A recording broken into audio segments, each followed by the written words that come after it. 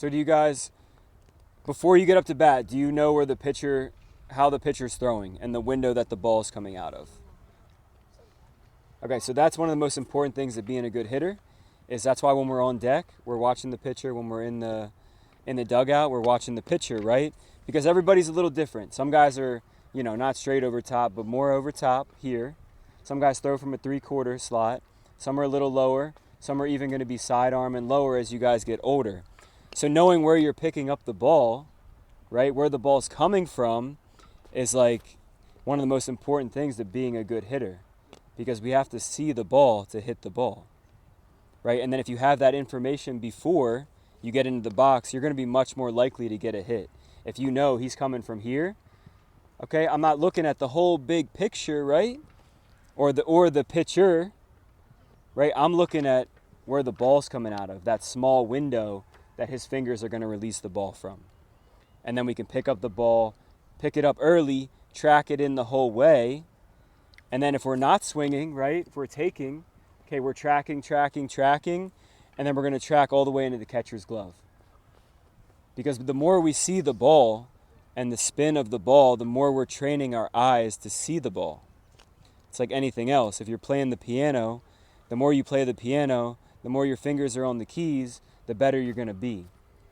The more our eyes see the baseball and see the spin and see the velocity, the more our eyes are going to be accustomed to seeing that baseball. So when we want to hit it, we're going to be able to see it better to get a good swing, and fine barrel. Okay, so I think number one is knowing where to look, where's the pitcher throwing from, and then picking up the ball. Not looking at the whole big picture, right? The whole background, the pitcher, whatever he's doing.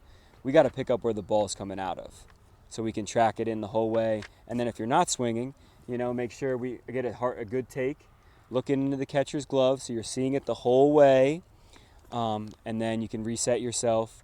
Then you can find the foul pole, take that deep breath until you go to focus in again on the pitcher and where you're picking up out of that window. Does that, do you want to add something? Yeah. So do you know one of the main reasons why we do that? Try to find the pitcher's arm slot, try to find where he's coming from. Does anybody know maybe why? To get good Timing. Have a good approach. Good approach. Just to see the ball for longer. See the ball for longer. My main thing I was trying to hit on right here is if we can find out where this pitcher's arm slot is, then we can find out quicker what pitch he's throwing us. We can see that spin out of his hand. Or some pitchers even tip their pitch by their arm slot. Maybe he's real up top with his four-seam fastball, but maybe he's more to the side with his changeup, trying to get that more run on the ball. A lot of pitchers actually do tend to tip their pitches.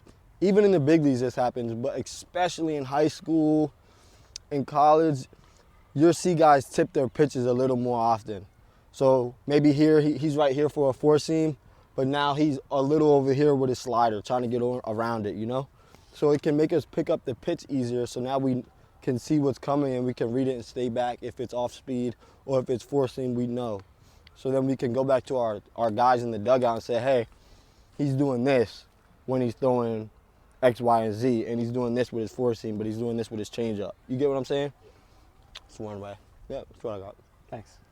Yeah, there's so many things that go into being a good hitter, guys. It's not just having a good swing, and good timing. I mean, those two things are important, but it's, what we're thinking, how we're preparing, right? If we're messing around in the dugout and not paying attention to what the pitcher's doing and how he looks and where his arm slot is and where you're picking up that window, you're putting yourself at a disadvantage when you step in the box. If we're paying attention in the dugout, we know what pitches he throws. We know the arm slot he has.